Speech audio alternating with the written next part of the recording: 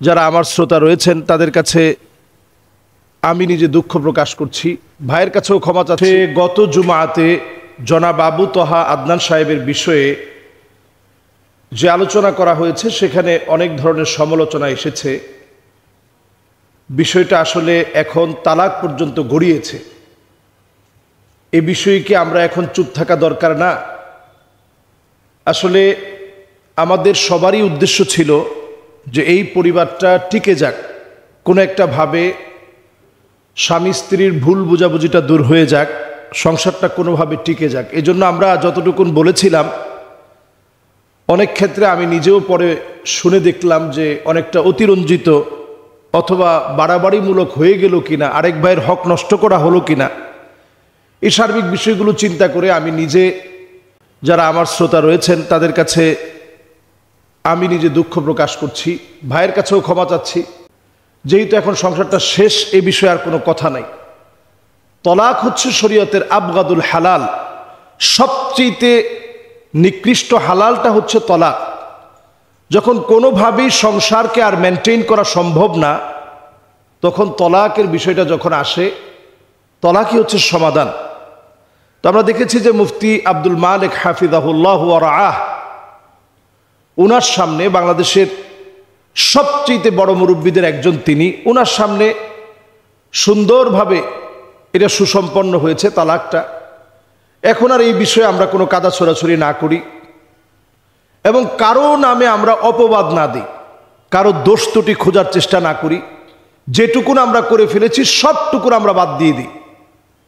আল্লাহর কাছে আমরা এতটুকুন বলি যে দোষী তাকে আল্লাহ রাব্বুল আলামিন যেন পরিশুদ্ধ হওয়ার সুযোগ দেন, প্রত্যেককে যেন আল্লাহ তাআলা চরিত্রবান বানান। ছোট ছোট যে মাসুম দুইটা বাচ্চা, এই মাসুম দুইটা বাচ্চার জিম্মাদার আল্লাহ রাব্বুল আলামিন হয়ে যান। আসলে আমরা এই দিকটা বিবেচনা করেই মূলত এই বিষয়টা নিয়ে কথা বলেছি, না হলে ব্যক্তিকেন্দ্রিক আমি কখনো কথা বলাটা পছন্দ করি না। আর যেহেতু তাদের পরিবারটা জনাব আবু তহা আদনান সাহেবের সাবেক যিনি সুমন্দি ছিলেন, স্ত্রীর বড় ভাই ছিলেন, সে যেহেতু অনেকবার তাদের মাহফিলে আমাকে দাওয়াত দিয়েছে, এই বিষয়টায় সহযোগিতা কামনা করার কারণে সে যেহেতু সাহায্য চেয়েছে যে এই বিষয়টা একটু যদি আমি কথা বলতাম, এবং তাদের কাছ থেকে আমি সার্বিকভাবে শুনে মনে করলাম যে বিষয়টা নিয়ে কথা বলি। হতে পারে যে এই কথাগুলোর দ্বারা সংসারটা হয়তো টিকে যাবে। তো কদারাম মাকদুরা, আল্লাহ তাআলা যেটা চাবেন সেটাই হবে। ফাআলুল লিমা ইউরিদ। আমরা শত চেষ্টা করেও অনেক সময় অনেক ভাঙন আমরা ফিরাতে পারবো না। অনেক সময় দেখা যাবে আমাদের সামান্য চেষ্টায় একটা ভাঙন ফিরে যাবে। তো যাই হোক, আমরা উভয় পরিবারের কল্যাণকামী আমরা দোয়া করি, আল্লাহ রাব্বুল আলামিন এই দুই পুরা পরিবারের যে সন্তান আল্লাহ তাআলা দিয়েছেন, এই সন্তানদের আল্লাহ তাআলা যেন জামিনদার হয়ে যায়। এই সন্তানদের জন্য আল্লাহ রাব্বুল আলামিন যেন রহমতের চাদর বিছিয়ে দেয় এবং আমরা কাদা ছোড়াছড়ি একেবারে বন্ধ করে দেই।